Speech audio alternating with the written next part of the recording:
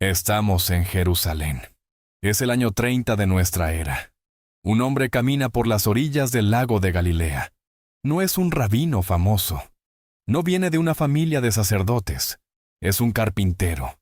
Y en los próximos 3 años va a cambiar todo. 12 hombres lo van a seguir. No porque fuera fácil, porque fue imposible. Hoy vamos a conocer a cada uno de ellos. Vamos a saber quiénes fueron realmente. ¿De dónde vinieron? ¿Qué vieron? Y cómo murieron por creer en Jesús cuando todo el mundo les decía que pararan. Pero antes de continuar, cuéntame en los comentarios desde qué ciudad me estás viendo. Me encanta saber de dónde viene cada persona que llega aquí. 1. Simón Pedro, el pescador, que se convirtió en roca. La primera cosa que necesitas saber sobre Pedro es esto. Su nombre no era Pedro. Se llamaba Simón Bar Jonás. En Mateo capítulo 16, versículo 17, Jesús le dice, «Bienaventurado eres, Simón, hijo de Jonás». Ese era su nombre real. Pero Jesús le cambió el nombre a Cefas, que en arameo significa piedra o roca. En griego, eso se traduce como Petros, Pedro. Aquí está lo que la mayoría de las personas no entienden sobre esto. En el mundo antiguo, cambiar el nombre de alguien no era una cosa casual. Era un acto de autoridad absoluta. Dios le cambió el nombre a Abraham. Le dio el nombre a Abraham. Le cambió el nombre a Saulo. Se convirtió en Pablo. Cuando Jesús le dice a Simón, «Tu nombre es ahora Pedro», está diciendo algo radicalmente diferente de lo que creemos. No está diciendo, «Eres una persona fuerte». Está diciendo, «Eres el fundamento sobre el cual voy a construir mi iglesia». En griego, la palabra es eclesia. No es simplemente una reunión religiosa. Es una asamblea política, un cuerpo de ciudadanos llamados a actuar juntos. Jesús está diciendo que Pedro va a ser el fundamento de esa asamblea. Ahora bien, ¿quién era Simón antes de todo esto? Era pescador. En Mateo capítulo 4, versículos 18 y 19, Jesús lo ve junto al mar de Galilea echando la red en el agua. Eso es lo que hacía todos los días. Su hermano era Andrés, también pescador. Trabajaban juntos en el lago. El lago de Galilea no era un lugar tranquilo. Era la fuente de vida económica para miles de personas. Los pescadores salían antes del amanecer. Pasaban horas en barcas de madera de unos 8 metros de largo, tripuladas por 4 o 5 hombres. Una noche sin pesca significaba que la familia no comía. No había red de seguridad social. No había subsidios del gobierno. Era pescado o hambre. Cuando Jesús le dice a Simón, «Sígueme y te haré pescador de hombres», le está pidiendo que abandone eso, que deje la seguridad, por poco que fuera, y lo siga a un hombre que no tiene dónde reposar la cabeza. Pedro lo hizo. Lo que viene después es lo que todos conocemos. Pedro está con Jesús en el monte de la Transfiguración. Ve a Jesús brillar como el sol. Ve a Moisés y a Elías. Cae de rodillas. En Mateo capítulo 17, versículo 4, Pedro dice, «Señor, bueno es para nosotros que estemos aquí». Quiere construir 3 tiendas, una para Jesús, una para Moisés, una para Elías. Es casi cómico, casi. Pero lo que revela es que Pedro no entiende todavía quién es Jesús. Piensa que Jesús es un profeta más, como Moisés y Elías. No ve que Jesús es diferente, que es único. Luego viene la noche en el huerto de Getsemaní. Jesús está orando. Suda sangre. Pide a su Padre que aparte de él la copa del sufrimiento. Y Pedro está durmiendo. En Mateo capítulo 26, versículo 40, Jesús le dice, «Así que no pudiste velar conmigo una hora». Es un momento de fracaso total para Pedro. El hombre que fue llamado roca no puede ni mantenerse despierto. Pero lo peor viene después. Cuando llegan los soldados a arrestar a Jesús, Pedro saca una espada. En Juan capítulo 18, versículo 10, dice que Pedro cortó la oreja del siervo del sumo sacerdote. El siervo se llamaba Malco. Aquí está lo que necesitas saber. La palabra griega para espada aquí es machaira. No es la larga espada de las películas épicas. Es un puñal corto, el tipo de arma que un hombre podría llevar escondida bajo la ropa. Era el arma de combate cuerpo a cuerpo. Cuando Pedro saca la machaira, no está siendo valiente, está siendo impulsivo, está actuando sin pensar. Y luego, horas después, cuando está calentándose en una hoguera de carbón, la palabra griega es antraquia, fuego de carbón. Una sierva le reconoce.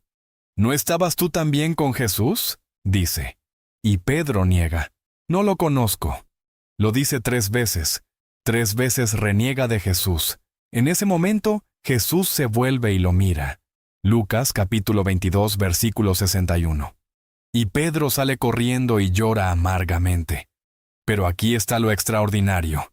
Después de la resurrección, Jesús le restaura. En Juan capítulo 21 hay otra hoguera de carbón, la misma palabra griega, antraquia. Aparece solo en esos 2 lugares en Juan. Es deliberado. Es un eco. Jesús le pregunta a Pedro 3 veces, ¿me amas? 3 negaciones, 3 confesiones. Es perfecto. Es restauración completa. Pedro predica en Pentecostés. En Hechos capítulo 2, se levanta delante de miles de judíos y proclama que Jesús es el Mesías. 3,000 personas se convierten. El hombre que negó a Jesús ahora lo proclama públicamente. Lo que viene después son décadas de ministerio. Pedro viaja, predica, sana a los enfermos. En Hechos capítulo 5 su sombra cae sobre los enfermos y sanan. No es que Pedro tuviera poderes mágicos. Es que Dios estaba obrando a través de él de una manera tan visible que incluso su sombra se convertía en un instrumento de sanidad. Pero todo tiene un final. Según la tradición histórica, reportada por Clemente de Roma en sus escritos a finales del siglo I, y confirmada por otros historiadores antiguos, Pedro fue arrestado en Roma bajo el emperador Nerón alrededor del año 64 a 67 de nuestra era. Fue condenado a crucifixión. Pero Pedro pidió algo especial. Según la tradición, le pidió al ejecutor que lo crucificara boca abajo. No se consideraba digno de morir de la misma manera que Jesús, así que lo clavaron a la cruz con la cabeza hacia el suelo y los pies hacia arriba. Murió en Roma, a miles de kilómetros de Galilea, lejos de los lagos y las barcas de pesca, lejos del hogar, pero no lejos de Jesús. 2.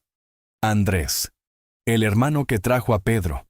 Andrés era el hermano de Pedro, pero en el relato del Evangelio, Andrés casi desaparece. Es como si estuviera siempre en segundo plano, en la sombra de su hermano más famoso, lo cual es una injusticia. En Juan capítulo 1, versículo 40, se nos dice que Andrés fue el primero de los discípulos. Estaba con Juan el Bautista cuando Juan señaló a Jesús y dijo, «He aquí el Cordero de Dios». La palabra griega que Juan usa aquí es amnos, el Cordero. Pero no es cualquier cordero. Es el cordero que fue sacrificado en el Éxodo. Es el cordero que los judíos mataban cada Pascua. Es una referencia directa a la muerte sacrificial de Jesús. Andrés escucha esto, y lo primero que hace es ir a buscar a su hermano Pedro. En Juan 1:41 dice, halló primero a su hermano Simón, y le dijo, «Hemos hallado al Mesías». Andrés no quiere guardarse esta noticia. Quiere compartirla. Quiere que su hermano también lo sepa. Hay algo hermoso en esto. El hombre que será conocido como la Roca, el líder de los apóstoles, es traído a Jesús por su hermano menor. Andrés es el que hace la introducción. Luego, en Juan capítulo 6, versículo 8, cuando hay 5,000 personas que necesitan comer y solo hay 5 panes y 2 peces, es Andrés el que los trae. Aquí está un muchacho que tiene 5 panes de cebada y 2 pececillos.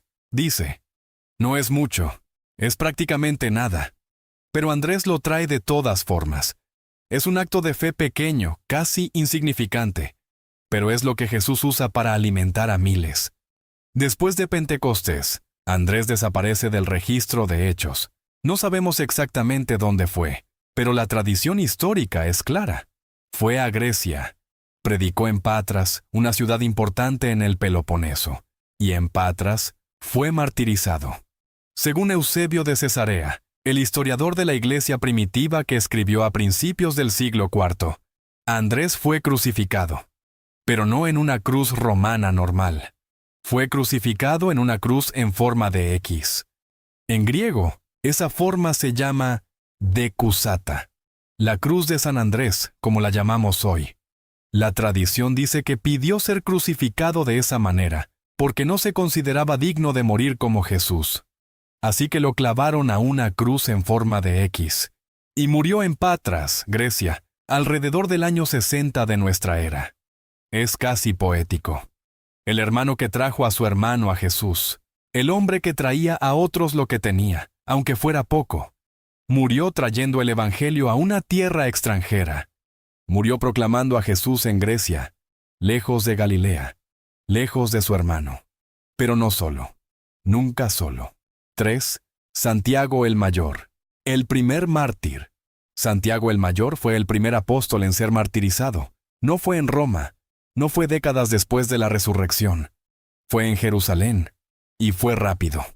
En Hechos capítulo 12, versículos 1 y 2, Lucas escribe: En aquel mismo tiempo el rey Herodes echó mano a algunos de la iglesia para maltratarlos, y mató a espada a Jacobo, hermano de Juan. Eso es todo lo que dice el Nuevo Testamento.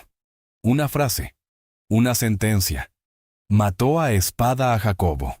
Jacobo es la forma griega de Santiago. Era el hermano de Juan, y fue decapitado. Pero necesitas entender quién era Herodes, y cuándo fue esto.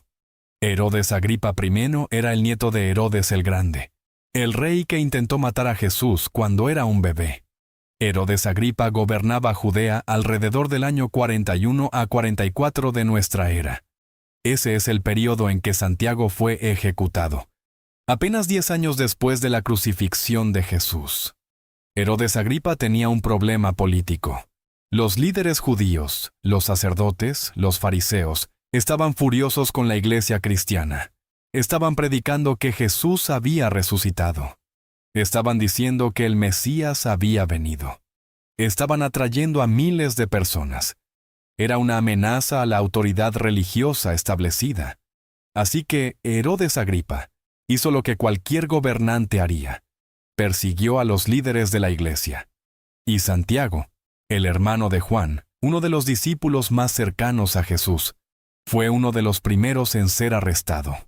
Ahora bien, ¿quién era Santiago el Mayor? En los Evangelios, Santiago aparece en los momentos más importantes. Estaba en la transfiguración con Jesús. En Mateo capítulo 17, solo Pedro, Santiago y Juan suben al monte con Jesús. Ven su gloria. Ven a Moisés y a Elías. Son los 3 discípulos más cercanos a Jesús. Pero hay algo interesante en Santiago. En Mateo capítulo 20, versículos 20 y 21. La madre de Santiago y Juan viene a Jesús y le pide que sus hijos se sienten uno a su derecha y otro a su izquierda en el reino de los cielos. Es un acto de ambición. Una madre queriendo que sus hijos tengan los mejores lugares. Y Jesús responde: ¿No sabéis lo que pedís? ¿Podéis beber el cáliz que yo he de beber? El cáliz aquí no es simplemente una copa. En hebreo, la palabra es kos. Y en la literatura profética, el cáliz es símbolo del sufrimiento, del juicio, de la muerte. Cuando Jesús pregunta si pueden beber su cáliz, está preguntando si pueden sufrir como Él sufrirá. Y luego Jesús dice algo extraordinario: a la verdad, beberéis mi cáliz. Santiago y Juan van a sufrir. Van a beber del cáliz del sufrimiento. Santiago fue el primero en hacerlo. La tradición dice que fue decapitado con una espada. La palabra griega es machaira, el mismo puñal corto que Pedro usó en el huerto. Fue ejecutado en Jerusalén, probablemente en el año 44 de nuestra era. Fue rápido, fue brutal. Fue el primer apóstol en derramar su sangre por Jesús. Lo que es extraordinario es que su muerte no detuvo la iglesia, no la debilitó, la fortaleció. En Hechos capítulo 12, versículo 24 dice: pero la palabra del Señor crecía y se multiplicaba. Justo después de la muerte de Santiago, la iglesia creció más. Herodes Agripa vio que la muerte de Santiago agradaba a los judíos. Así que arrestó a Pedro también, pero esta vez Dios intervino. Un ángel lo sacó de la cárcel. Pedro escapó. Y Herodes Agripa murió poco después. Según Hechos capítulo 12, versículo 23, fue comido por gusanos. Pero Santiago ya estaba muerto. El primer mártir. El primer apóstol en seguir a Jesús hasta la muerte. 4. Juan, el discípulo. Amado Juan es diferente. Diferente de los otros apóstoles. Diferente de casi cualquier persona en la historia. En los evangelios, Juan nunca se nombra a sí mismo directamente. En lugar de eso, se refiere a sí mismo como el discípulo a quien Jesús amaba. En Juan capítulo 13, versículo 23, durante la última cena, uno de sus discípulos, al cual Jesús amaba, estaba recostado en el seno de Jesús. Ese discípulo era Juan. La palabra griega aquí es agape. No es simplemente amor romántico o amor fraternal. Es amor incondicional, amor sacrificial, amor que no espera nada a cambio. Cuando Juan dice que Jesús lo amaba, está diciendo que Jesús lo amaba de esa manera. Juan era el hermano de Santiago el mayor. Eran hijos de Zebedeo, un pescador de Galilea. Cuando Jesús los llamó, estaban remendando sus redes. Abandonaron todo y lo siguieron. En los evangelios sinópticos, Mateo, Marcos y Lucas, Juan aparece principalmente como uno de los 12. Está en los momentos importantes, pero no habla mucho. Pero en el Evangelio de Juan, el cuarto Evangelio, Juan es el narrador. Es como si estuviera contando la historia desde dentro. Desde la perspectiva de alguien que estuvo allí, que vio todo, que entendió profundamente quién era Jesús. Los eruditos bíblicos debaten si Juan realmente escribió el cuarto evangelio. Pero la tradición de la iglesia primitiva es unánime. Fue Juan. Escribió el evangelio de Juan. Escribió las 3 cartas de Juan. Escribió el Apocalipsis. Después de la resurrección, Juan se convirtió en un pilar de la iglesia de Jerusalén.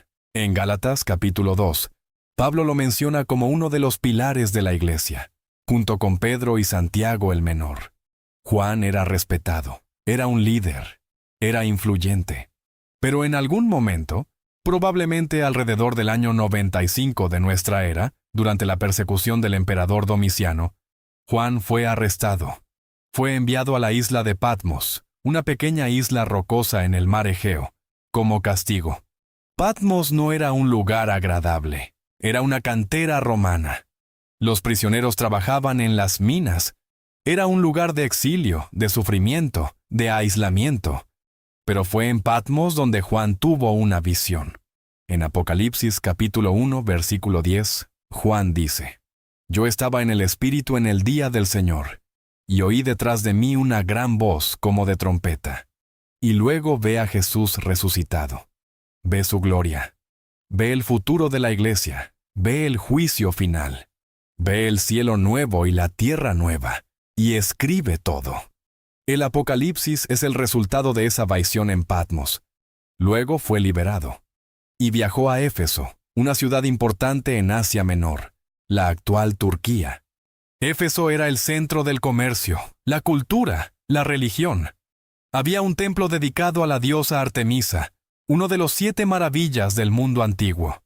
En Éfeso, Juan estableció una comunidad cristiana, enseñó, predicó, escribió, se convirtió en el líder espiritual de toda la región de Asia Menor. Y aquí está lo que la mayoría de las personas no saben. Juan fue el único apóstol que no fue martirizado. Murió de vejez, en Éfeso, alrededor del año 100 de nuestra era. Eso es extraordinario. Todos los otros apóstoles fueron ejecutados, fueron torturados, fueron asesinados. Pero Juan vivió. Vivió una vida larga. Vivió lo suficiente para ver crecer la iglesia, para ver cómo el evangelio se extendía por todo el mundo conocido. ¿Por qué? ¿Por qué fue Juan el único que no fue martirizado? No lo sabemos. Pero la tradición dice que fue porque Jesús le prometió algo especial. En Juan capítulo 21, versículo 22, Jesús le dice a Pedro acerca de Juan: Si quiero que él quede hasta que yo venga, ¿qué a ti? Es como si Jesús le dijera a Juan, tú vas a vivir, vas a ver crecer mi iglesia, vas a escribir mi historia. Y eso es exactamente lo que pasó. 5. Felipe, el que trajo a Natanael. Felipe era de Betsaida, la misma ciudad de donde eran Pedro y Andrés. En Juan capítulo 1, versículo 43, Jesús lo encuentra y le dice, sígueme. Lo que es interesante es que Felipe no hace preguntas, no pide pruebas, no pide señales, simplemente sigue. En el versículo 45, Felipe encuentra a Natanael y le dice, hemos hallado a aquel de quien escribió Moisés en la ley, así como los profetas, a Jesús, el hijo de José, de Nazaret. Aquí está lo notable. Felipe trae a Natanael a Jesús de la misma manera que Andrés trajo a Pedro. Los apóstoles no estaban solos, se traían uno al otro, se presentaban uno al otro. Era un movimiento comunitario, no individual. Natanael, también llamado Bartolomé, responde con escepticismo. ¿De Nazaret puede salir algo bueno?, dice. Nazaret era una aldea pequeña e insignificante. No era el tipo de lugar de donde vendría el Mesías. La mayoría de las personas esperaba que el Mesías viniera de Belén, la ciudad de David, o de Jerusalén, la capital. Pero Jesús ve a Natanael y dice algo que lo sorprende completamente. En Juan 1:47, Jesús dice, «He aquí un verdadero israelita en quien no hay engaño». Natanael pregunta, «¿De dónde me conoces?». Y Jesús responde, «Antes que Felipe te llamara, cuando estabas debajo de la higuera te vi». Natanael cae de rodillas. «Rabí, tú eres el Hijo de Dios, tú eres el Rey de Israel». En un instante, su escepticismo se convierte en fe total. Felipe aparece en otros momentos del Evangelio. En Juan capítulo 6, cuando hay 5,000 personas para alimentar, Felipe es el que calcula. 200 denarios de pan no les bastarían para que cada uno tomase un poco. Un denario era el salario diario de un trabajador. 200 denarios era casi un año de salario. Felipe estaba siendo realista. Matemáticamente era imposible alimentar a tanta gente, pero Jesús hace lo imposible. En Juan capítulo 12, unos griegos quieren ver a Jesús y van a Felipe. «Señor, deseamos ver a Jesús», dicen.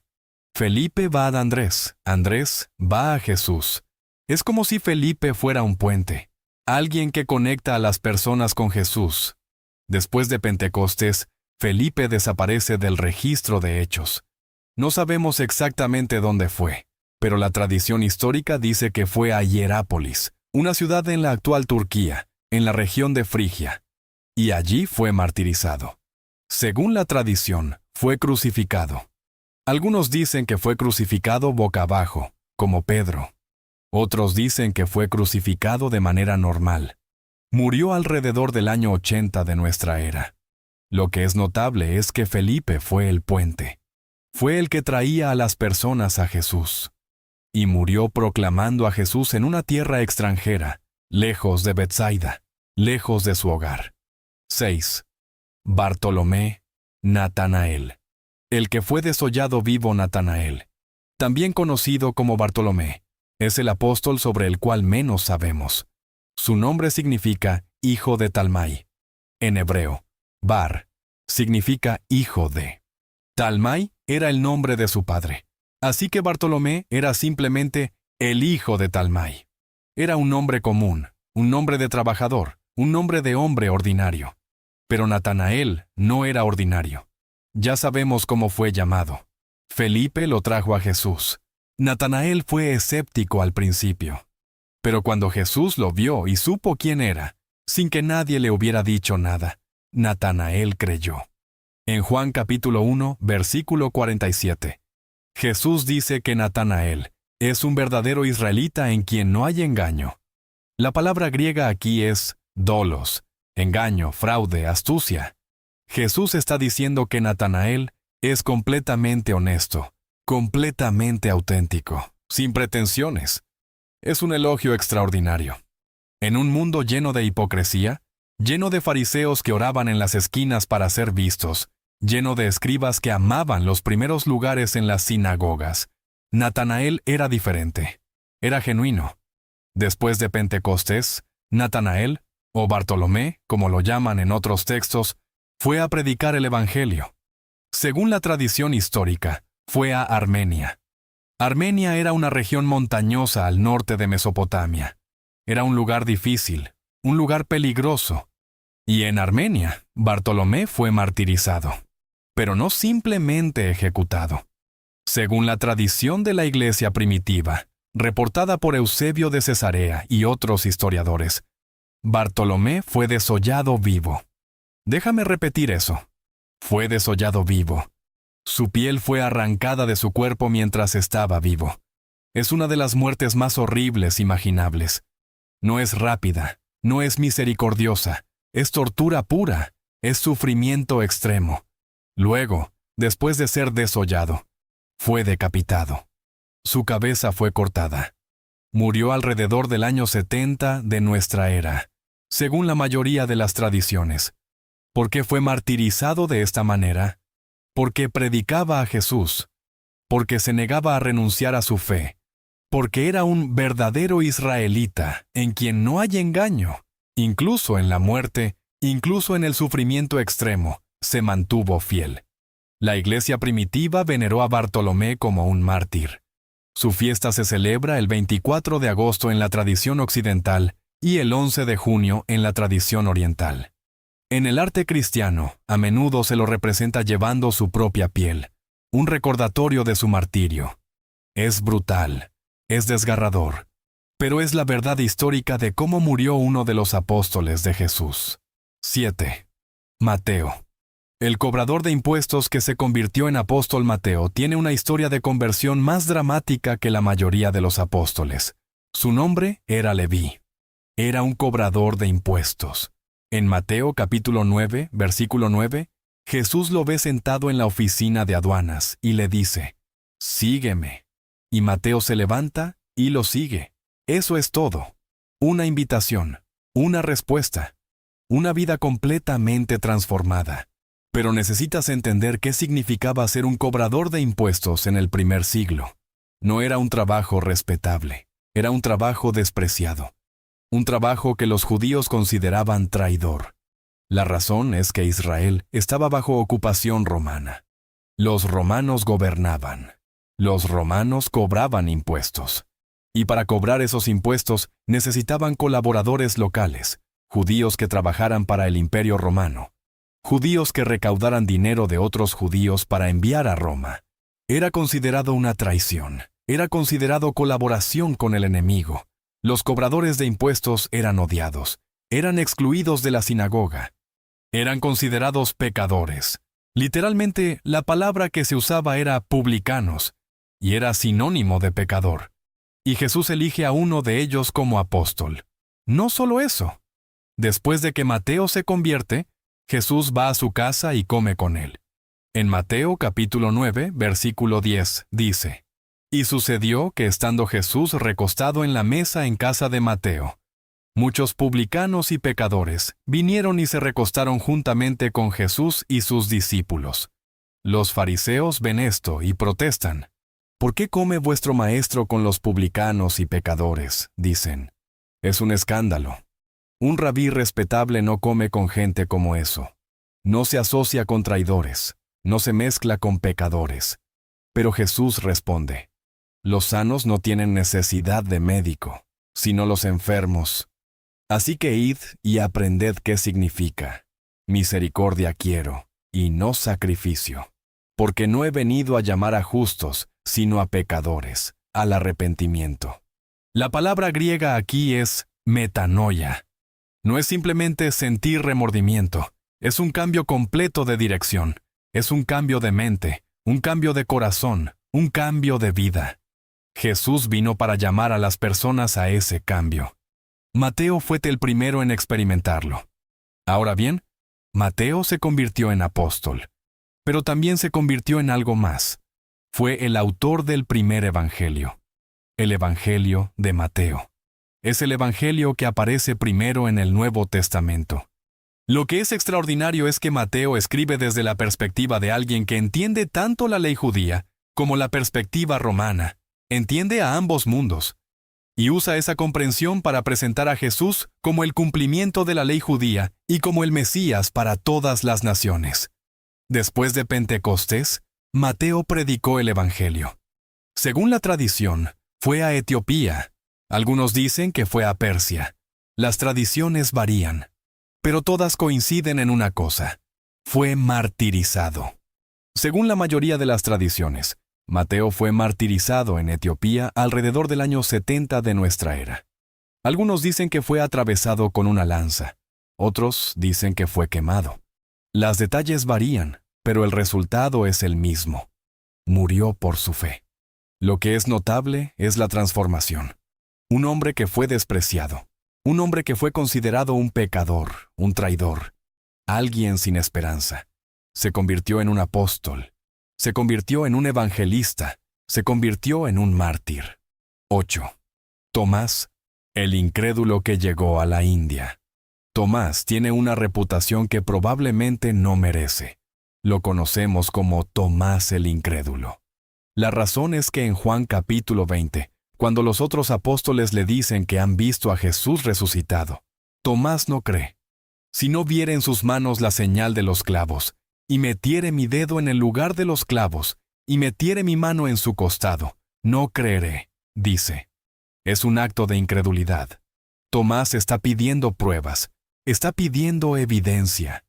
Está siendo racional en un momento en que la fe es lo que se necesita. Pero aquí está lo que la mayoría de las personas no entienden. Tomás no estaba siendo pesimista, estaba siendo honesto, estaba diciendo: no puedo creer en esto sin verlo con mis propios ojos. No era un acto de desconfianza en los otros apóstoles, era un acto de honestidad brutal. Y luego, en Juan capítulo 20, versículo 26, Jesús se aparece nuevamente.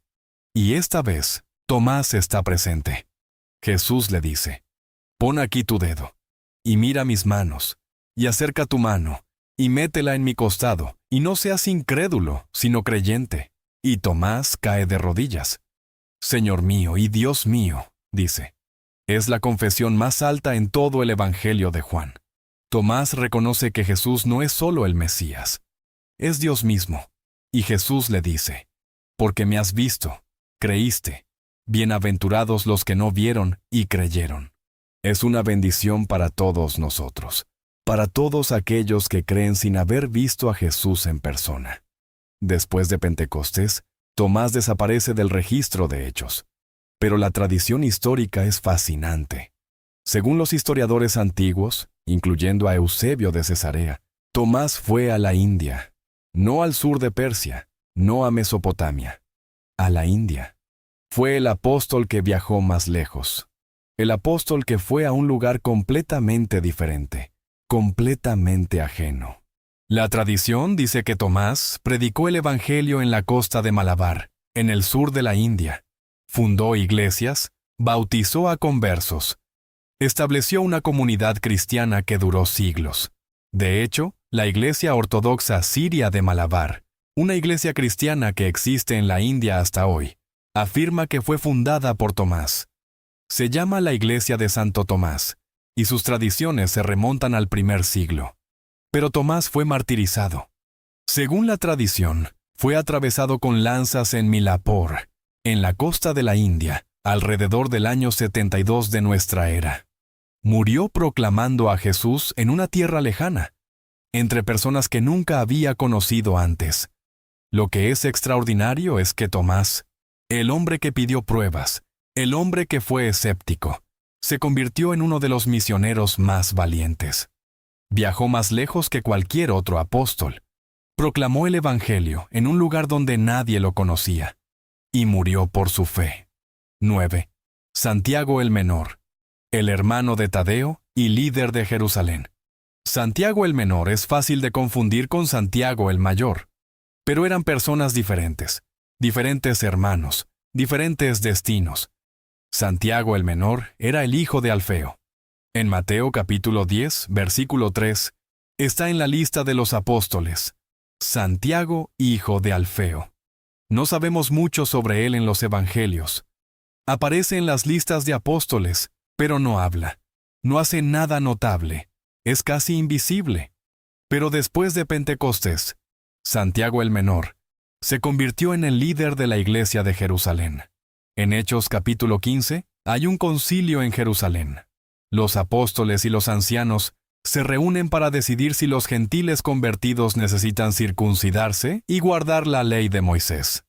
Es una cuestión fundamental para la iglesia primitiva, y en el versículo 13, Santiago habla: «Hermanos, oídme», dice, y luego da su veredicto. Es una decisión que cambia el curso de la iglesia. Una decisión que abre el evangelio a los gentiles sin requerir que se conviertan primero en judíos. Santiago era el líder, era respetado, era influyente, era la autoridad en Jerusalén. Ahora bien, hay una pregunta importante. ¿Era Santiago el Menor el hermano de Jesús?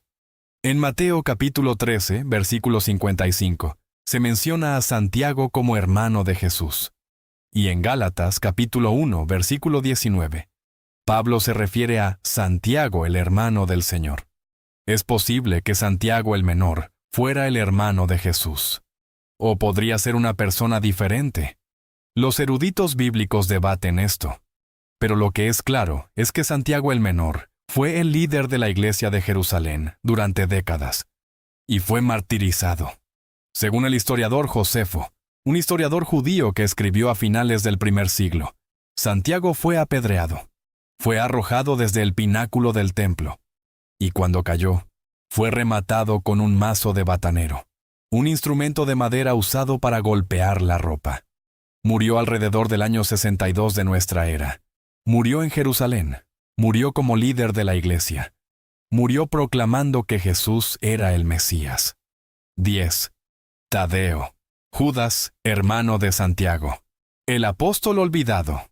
Tadeo tiene muchos nombres. En Mateo y Marcos se lo llama Tadeo. En Lucas y Juan se lo llama Judas, no el Iscariote. En Juan capítulo 14, versículo 22, Judas, no Judas Iscariote, le pregunta a Jesús: «Señor, ¿cómo es que te manifestarás a nosotros y no al mundo?». Es casi la única cosa que dice Tadeo en los evangelios. Una pregunta, una sola pregunta, pero es una pregunta profunda. ¿Por qué Jesús se manifestó a sus discípulos, pero no al mundo? ¿Por qué la resurrección no fue un evento público? ¿Por qué no se apareció ante los fariseos? ¿Por qué no convenció a todos de su resurrección? Jesús responde: «El que me ama, guardará mi palabra, y mi Padre lo amará, y vendremos a él, y haremos morada con él». Es una respuesta que habla de intimidad, de relación personal, de fe. No es sobre pruebas públicas, es sobre amor y obediencia. Tadeo, también llamado Judas el Celote o Judas el Cananeo, fue el hermano de Santiago el Menor. Eran hijos de Alfeo, eran hermanos. Después de Pentecostés, Tadeo predicó el Evangelio. Según la tradición, fue a Persia. Algunos dicen que fue a Mesopotamia.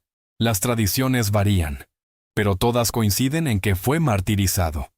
Según la tradición, Tadeo fue martirizado en Persia, junto con Simón el Celote, alrededor del año 65 de nuestra era. Fue asesinado por su fe. Fue ejecutado por proclamar a Jesús. Fue un mártir, como todos los otros apóstoles. Lo que es notable sobre Tadeo es que es el apóstol más olvidado. Casi nadie lo recuerda. Casi nadie sabe quién fue. Pero fue un apóstol. Fue elegido por Jesús. Fue enviado a predicar el Evangelio. Y murió por su fe. 11. Simón el Celote. El revolucionario que se convirtió en apóstol Simón el Celote tiene un nombre que revela su pasado. Celote viene de la palabra griega celotes, que significa celoso o apasionado. Pero en el contexto del primer siglo, celote tenía un significado específico. Los celotes eran un movimiento revolucionario judío. Eran nacionalistas, eran guerreros. Eran personas que estaban dispuestas a luchar contra el Imperio Romano para liberar a Israel. Simón era uno de ellos. Antes de ser apóstol, fue revolucionario. Fue un hombre de violencia. Fue alguien dispuesto a luchar. Y luego Jesús lo llamó. No sabemos exactamente cómo fue. No sabemos qué pasó. Pero en algún momento, Simón dejó el movimiento celote. Dejó la violencia. Dejó la revolución. Y se convirtió en apóstol de Jesús. Es una transformación extraordinaria. Un hombre que estaba dispuesto a matar por su causa, se convirtió en un hombre que predicaba el Evangelio. Un revolucionario se convirtió en un apóstol. Y aquí está lo interesante. Simón estaba en el mismo grupo que Mateo. Mateo era un cobrador de impuestos, un colaborador con Roma. Simón era un celote, un enemigo de Roma. Eran enemigos políticos. Eran del lado opuesto de la división política más importante de Israel. Pero ambos fueron apóstoles de Jesús. Ambos siguieron a Jesús. Ambos fueron unificados por su fe en Jesús. Después de Pentecostés, Simón predicó el Evangelio. Según la tradición, fue a Persia. Fue a predicar en un lugar donde el Evangelio no era conocido. Fue a proclamar a Jesús en una tierra extranjera. Y fue martirizado. Según la tradición, fue asesinado en Persia, junto con Tadeo, alrededor del año 65 de nuestra era. Fue crucificado. O fue aserrado. Las tradiciones varían sobre los detalles exactos, pero todas coinciden en que murió por su fe. Lo que es notable es que Simón, un hombre de violencia, un revolucionario, murió proclamando la paz. Murió proclamando a Jesús. Murió como mártir. 12. Matías. El apóstol elegido para reemplazar a Judas, Matías, tiene una historia única entre los apóstoles. Matías no fue elegido por Jesús durante su ministerio. Fue elegido después de la resurrección. En Hechos capítulo 1. Después de que Judas Iscariote murió. Según Hechos, se ahorcó. Según Mateo, se lanzó desde un acantilado. Los apóstoles sintieron que necesitaban reemplazarlo. Había sido uno de los 12. Había traicionado a Jesús. Había muerto. Y ahora necesitaban a alguien que lo reemplazara. En Hechos 1:21-22, Pedro dice: «Es necesario que de estos hombres que han estado juntos con nosotros todo el tiempo que el Señor Jesús entró y salió entre nosotros, comenzando desde el bautismo de Juan hasta el día en que de entre nosotros fue recibido arriba, uno sea hecho testigo con nosotros de su resurrección». Necesitaban a alguien que hubiera estado con Jesús desde el principio, que hubiera visto todo, que pudiera testificar de la resurrección. Había 2 candidatos, José, llamado Barsabás, y Matías. Los apóstoles oraron, y luego echaron suertes. En Hechos 1:26 dice: «Y les echaron suertes, y la suerte cayó sobre Matías, y fue contado con los 11 apóstoles». Matías fue elegido por la suerte. O más precisamente, fue elegido por Dios a través de la suerte. Era la forma que los judíos usaban para discernir la voluntad de Dios. Ahora bien, ¿quién era Matías? No sabemos mucho. No aparece en los evangelios. No sabemos de dónde era. No sabemos qué hacía antes de ser apóstol. Es un misterio. Pero fue uno de los 12. Fue elegido para reemplazar a Judas. Fue un apóstol de Jesús. Después de Pentecostés, Matías predicó el Evangelio. Según la tradición, fue a Etiopía. Otros dicen que fue a Colchis, una región en el Cáucaso. Las tradiciones varían. Y fue martirizado. Según algunas tradiciones, fue apedreado. Según otras, fue crucificado. Según otras, fue decapitado. Los detalles varían, pero todas coinciden en que murió por su fe. Lo que es notable sobre Matías es que fue elegido para reemplazar a Judas. Judas fue el traidor. Judas fue el apóstol que falló. Y Matías fue elegido para tomar su lugar. Fue elegido para ser parte del grupo de 12. Fue elegido para ser un testigo de la resurrección. Y murió por su fe. 13. Pablo. El bonus. El apóstol que no fue uno de los 12. Ahora bien, Pablo no fue uno de los 12 apóstoles originales, pero fue un apóstol. Fue elegido directamente por Jesús resucitado. y su historia es tan extraordinaria que merece ser contada. En Hechos capítulo 9, Pablo, cuyo nombre era Saulo, estaba en el camino a Damasco. Iba a perseguir a los cristianos. Iba a arrestarlos. ¿Iba a matarlos? ¿Era su misión? Saulo estaba furioso con los cristianos. Estaba convencido de que eran herejes. Estaban diciendo que Jesús era el Mesías. Estaban diciendo que Jesús había resucitado. Estaban quebrantando la ley de Moisés. Eran una amenaza. Y luego en el camino a Damasco, algo pasó. En Hechos 9:3-4 dice, «Mas yendo por el camino, aconteció que llegó cerca de Damasco, y de repente le rodeó un resplandor de luz del cielo. Y cayendo en tierra, oyó una voz que le decía, «Saulo, Saulo, ¿por qué me persigues?» Saulo vio una luz. Fue cegado por la luz, y oyó una voz, la voz de Jesús, resucitado, vivo, hablándole directamente. «¿Quién eres, Señor?», pregunta Saulo. Y Jesús responde, «Yo soy Jesús, a quien tú persigues». En ese momento todo cambió. Saulo fue convertido, fue transformado de perseguidor a apóstol, de enemigo a siervo. Saulo cambió su nombre a Pablo. En latín, Paulus significa pequeño. Es un nombre de humildad. Es como si dijera, yo soy pequeño, yo soy nada, pero Jesús me ha elegido. Y lo que Pablo hizo después cambió el mundo. Pablo escribió 13 cartas que están en el Nuevo Testamento. Romanos, 1 y 2 Corintios, Gálatas, Efesios, Filipenses, Colosenses, 1 y 2 Tesalonicenses, 1 y 2 Timoteo, Tito y Filemón. Esas cartas contienen la mayoría de la teología del Nuevo Testamento. Pablo viajó por todo el mundo conocido. Predicó en Siria, en Asia Menor, en Grecia, en Italia. Fundó iglesias, bautizó a conversos, enseñó la palabra de Dios y fue perseguido.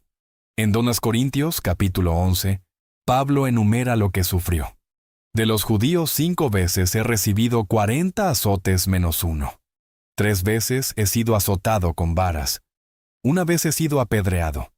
3 veces he naufragado. 1 noche y 1 día he estado en lo profundo del mar.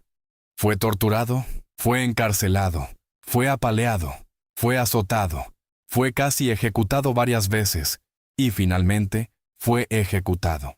Según la tradición histórica, Pablo fue arrestado en Roma bajo el emperador Nerón alrededor del año 64 a 67 de nuestra era.